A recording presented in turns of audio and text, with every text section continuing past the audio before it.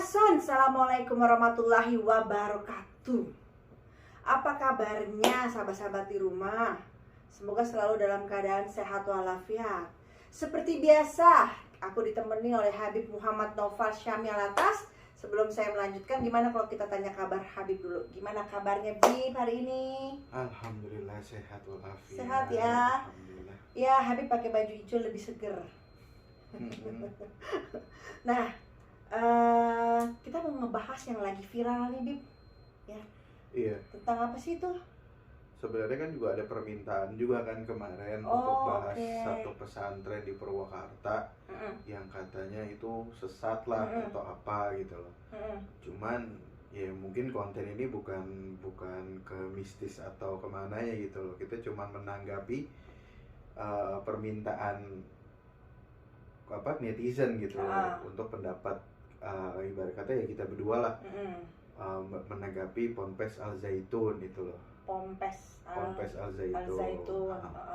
Nah, yang sekarang lagi viral nih ngomong katanya sesat lah atau apalah ini. Nah, kemarin saya udah searching masalah berita-berita Ponpes Al Zaitun itu gitu loh. Di mananya sih? Padahal itu kan salah satu ponpes terbesar di Purwakarta. Itu ponpes terbesar di Purwakarta. Nah, satu sisi pun ada yang ngomong bahwa pemimpinnya itu lulusan Gontor. Nah, kita stop dulu Bib. Sebelum Habib melanjutkan ceritanya, ulasannya, nah saya nih Feni Rama Official akan membuat dua acara baru lagi di YouTube kita dan di TikTok kita nih Bib ya. Yang pertama itu ada tentang apa Bib? Habib bercerita. Habib bercerita. Nah, di sini kan Habib akan bercerita bagaimana kisah-kisah Islam ya Bib ya, yang terjadi, sejarah-sejarah Islam, fenomena-fenomena Islam, pokoknya segala sesuatu yang berhubungan dengan nilai-nilai kehidupan dan dengan agama gitu. Nah, untuk teman-teman yang suka dengan hal-hal seperti itu, bagaimana sejarahnya para nabi kita gitu kan, bagaimana sejarahnya pada zaman dulunya Islam. Nah, teman-teman yang sangat menyukai itu silakan nanti tunggu tayangan Habib, yaitu dalam segmen Habib bercerita. Itu satu tuh. Nah, yang kedua, saya akan juga bikin acara, bukan acara Bib, apa namanya Bib? Ibarat kata game horor lah. Jadi gini, aku akan penelusuran langsung gitu ya. Ya memang kan kalau selama ini kan kalau penelusuran aku di depan layar lah ya. Ini aku di belakang layar dan aku akan langsung bagaimana kejadian live lah, intinya live kejadian yang benar-benar terjadi di lokasi tersebut gitu. Tentunya pasti lebih seru lagi. Nah, terus apalagi ada mau bikin Beb? Ya itu apa namanya? Ibarat kata streaming game lah. Nah, untuk funnya di konten ini game-game horor yang bakal dimainin nanti sama Kayla. Oke. Mungkin teman-teman pernah tahu tuh ada game namanya apa Bib yang horor itu Bib? Banyak, ada Dry Out, ada The Little Nightmare, atau banyak lah game-game yang horor. Nanti kita coba untuk dimainkan sama Kayla. Dimainkan sama Kayla. Nanti di lokasi syutingnya, di kehidupan nyatanya yang mainkan saya langsung bersama Habib kan. Seru kan? Kalau misalnya teman-teman yang udah pernah tahu nih tentang game-game itu, coba di searching. Nah, nanti aku juga Kayla yang mainin gamenya, nanti aku yang akan ke lokasinya kayak gitu. Oke, langsung aja kita lanjutin ceritanya. Dan jangan lupa sebelum saya melanjutkan untuk di like, subscribe, share, and comment. Oke, tadi maaf kepotong. Ayo Bib, lanjut Bib, ceritanya gimana? Iya, jadi untuk masalah Ponpes Zaitun itu yang saya heran kan dari pemimpinnya itu kan dibilang lulusan Gontor. Iya.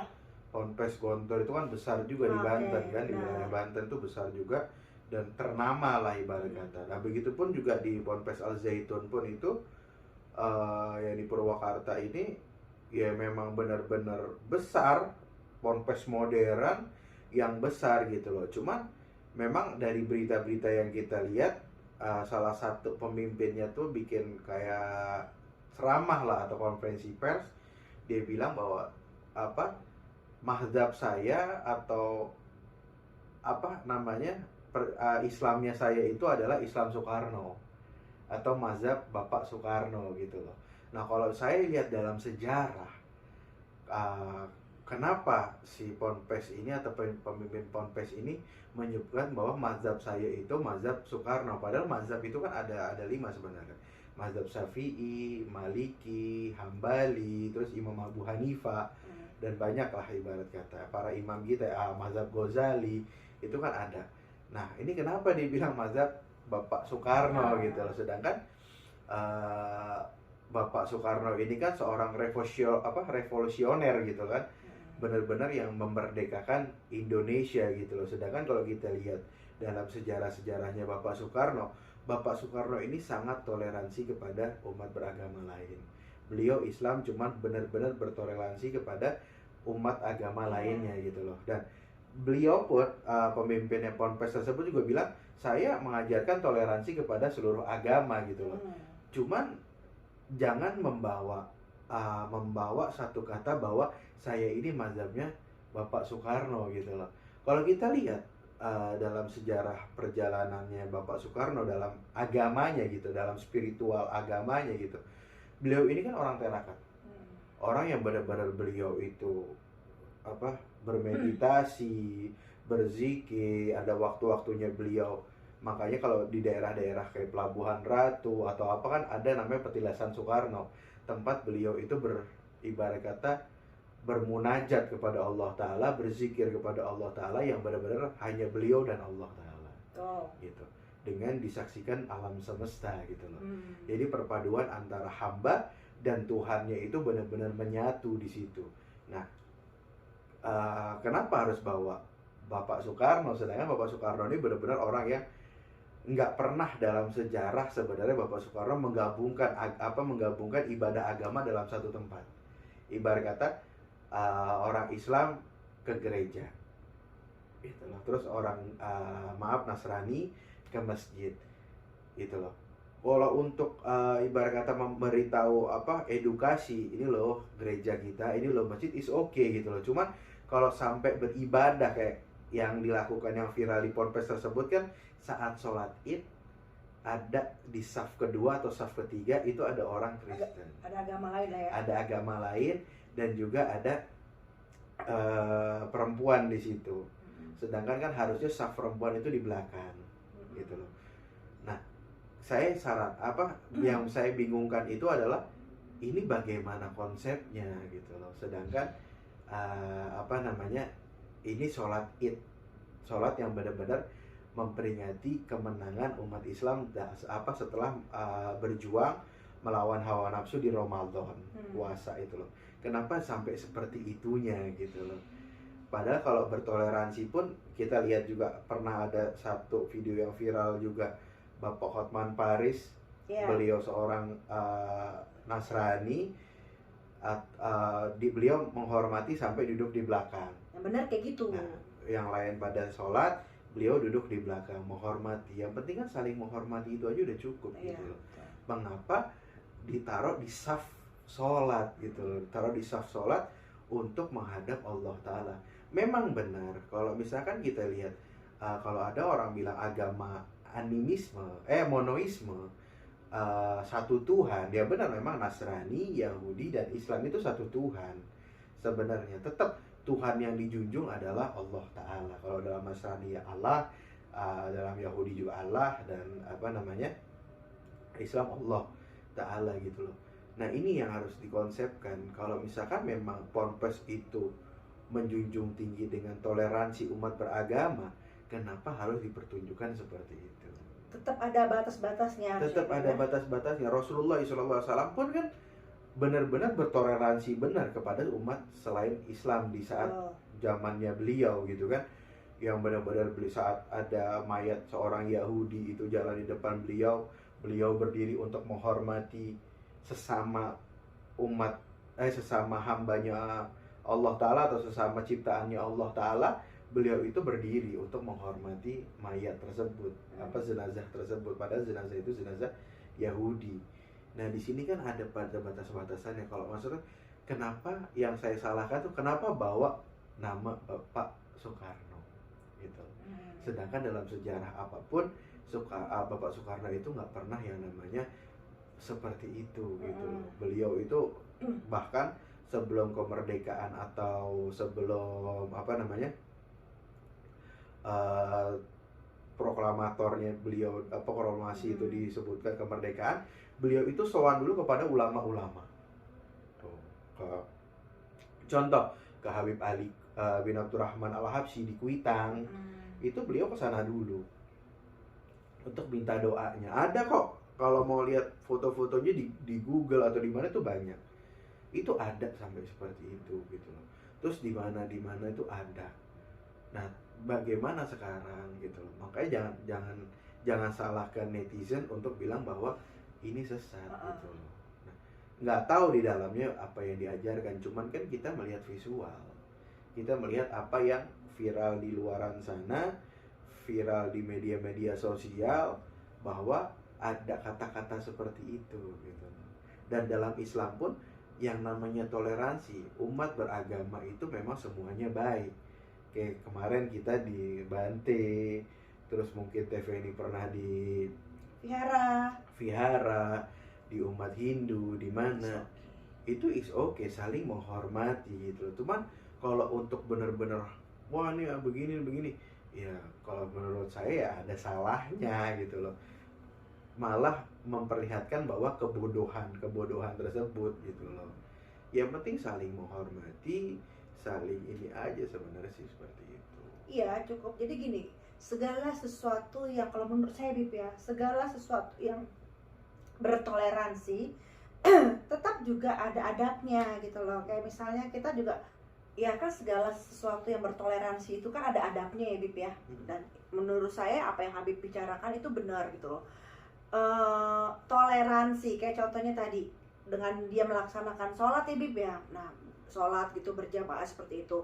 Nah, bukan berarti di syap-syap situ tidak ada adabnya, tidak ada etikanya. Ya lakukan sesuai dengan yang udah adab yang sudah terjadi sekarang, bahwa yang namanya perempuan itu di syaf yang mana gitu kan.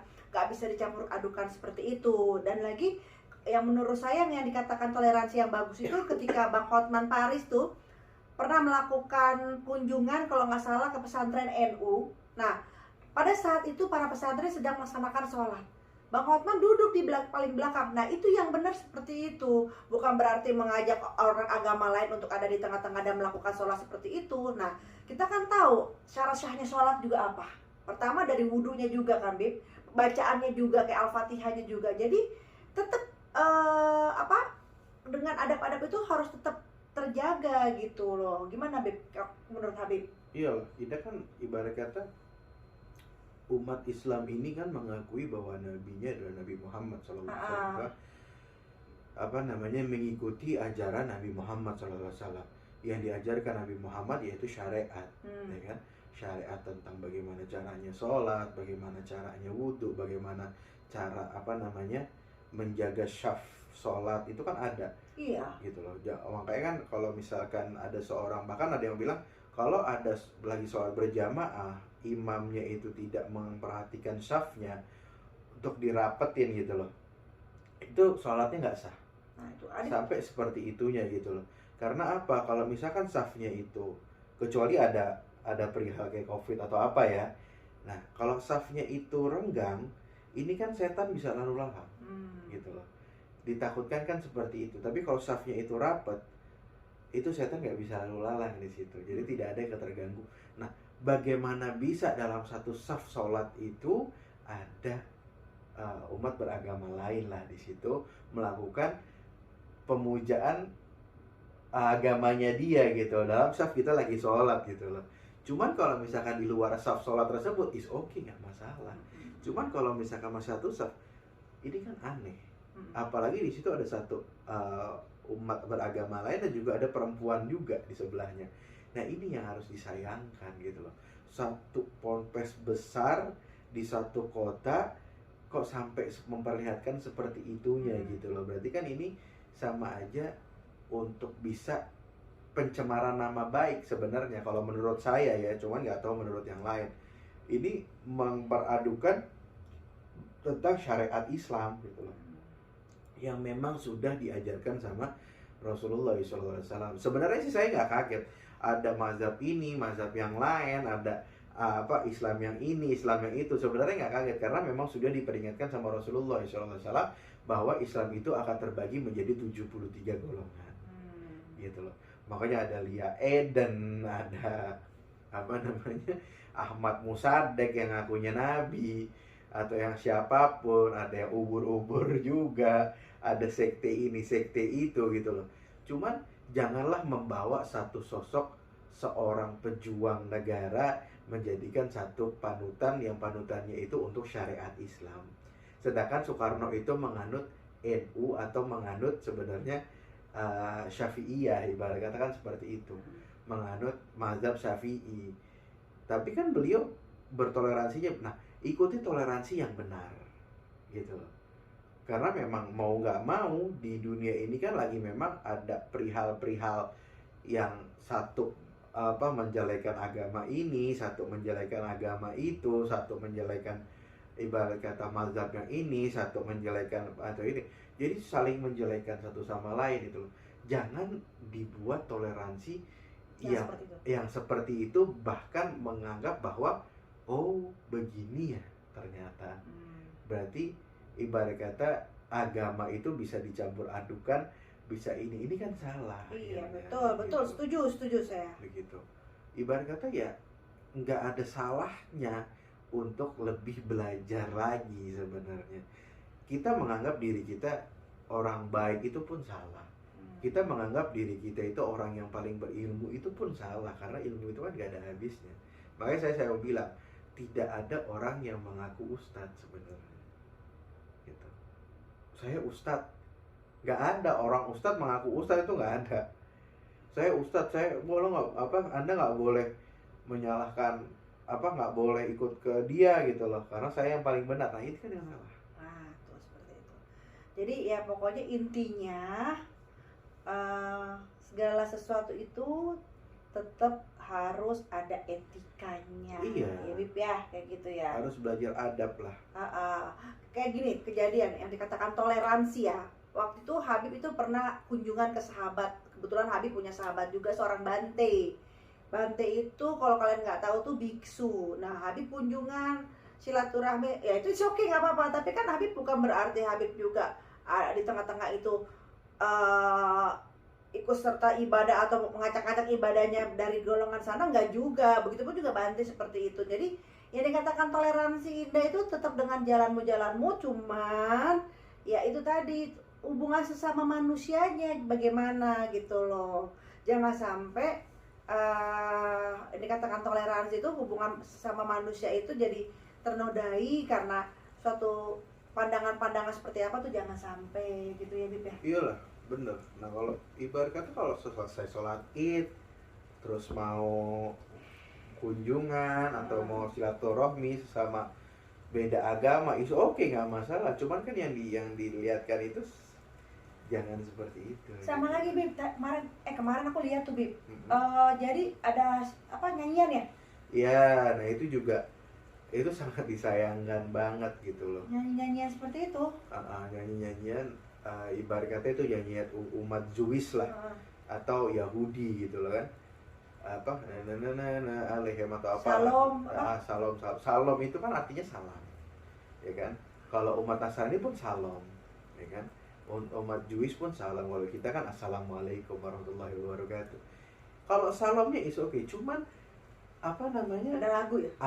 Dibuat lagu, dan lagu itu memang lagu ibarat kata lagu kepercayaan sana gitu loh. Itu. Nah ini dia lagi di satu konferensi atau di satu ini untuk memperingati satu Syawal, yaitu Idul Fitri. Kan nggak tepat waktunya gitu loh. Menghuninya. Ibarat kata begini, kita di masjid sholat, ya kan? Kita lagi sholat, di samping kita ada orang masak, keganggu nggak? Iyalah. Keganggu, apalagi itu di masjidnya, masaknya di masjid lagi. Orang lagi sholat, saf yang sebelah lagi masak. Ini kan terganggu, bukan timingnya gitu loh. Atau di kolam berenang yang harusnya kita berenang, dia malah apa namanya ngaji di situ. Ini kan nggak ada timingnya di situ. Lo mau ngapain di tempat wisata berenang, ya kan? Lo lagi berenang sambil ngaji, kan nggak mungkin gitu loh. Nah inilah yang harus harus sebenarnya dibenerin. Ya kita nggak tahu, kita nggak menyalahkan beliau lah. Beliau mungkin punya ajaran-ajaran tersendiri, cuma jangan sampai membuat orang lain, saudara-saudara kita itu bertanya-tanya gitu loh, bingung gitu. Nah kalau saya rasa nih ya, dia tuh sebenarnya ya ingin membuat suatu gebrakan akan toleransi gitu, akan kebersamaan, akan kehidupan kerukunan, akan kedamaian.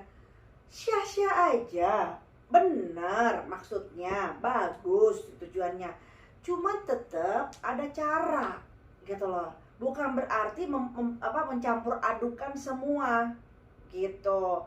Tetap masing-masing punya bumbunya masing-masing gitu. Nah kita sah-sahin aja kalau niatnya dia pengen melihatkan kepada dunia halayak banyak bahwa kerukunan hidup ya, berdampingan atau keberagaman bagus. Cuma please ada sedikit yang harus ditata tadi itu ya, tuh jangan mencampur adukan, akhirnya membuat bingung para masyarakat di luar sana. Nah itu jadi jatuhnya harusnya pahala ya, malah jadinya mudarat begitu Bapak ya. Jadi menurut saya, ini pandangan saya seperti itu. Atas niatnya syah-syah aja kalau mau lihatkan sebuah toleransi, keberagaman, kebersamaan, oke. Cuman yang ditata adab, tata cara gitu. Jangan yang jadinya pahala, jadinya apa Beb? Mudorot, jadi dosa gitu. Jadi dosa. Ya insya Allah beliau dapat hidayah dan taufik dari Allah Ta'ala. Intinya inilah tanggapan kita, yang kita juga menanggapi satu komentar dari netizen. Ya kita jawab, ini pendapat kita tentang ponpes tersebut. Iya. Nah silakan nih teman-teman yang ada di rumah punya pendapat masing-masing, silakan tulis di komen, silakan gitu kan. Kalau pendapat saya bersama Habib seperti ini gitu. Ya udah, jangan lupa di like, subscribe, share, and comment. Nah jangan lupa tungguin ya cerita baru dari Feni Rama Official, yaitu Habib Bercerita. Satu, tungguin tuh. Kedua, penelusuran langsung. Jadi kayak game apa? Dry out lah. Dry out seperti itu. Nah, nanti mungkin bisa kayak langsung yang mainkan atau saya. Atau kita bertiga atau kita berdua. Pokoknya tungguin aja. Gak kalah serunya ya. Jangan lupa juga bantu di-share sebanyak-banyaknya biar kita terus tetap semangat. Dan yang pasti hari ini saya senang banget. Gak tahu kenapa, mungkin ada banyaknya program-program baru. Jadi buat saya semakin exciting gitu ya. Semoga sih senangnya terus panjang. Oke? Nah, saya mau lanjutkan lagi pekerjaan. Bersama Habib pun juga seperti itu. Sampai ketemu di kisah-kisah selanjutnya, di cerita-cerita selanjutnya bersama saya Feni Rama Yulita dan Habib Muhammad Noval Syami Alatas. Sampai ketemu lagi. Bye-bye.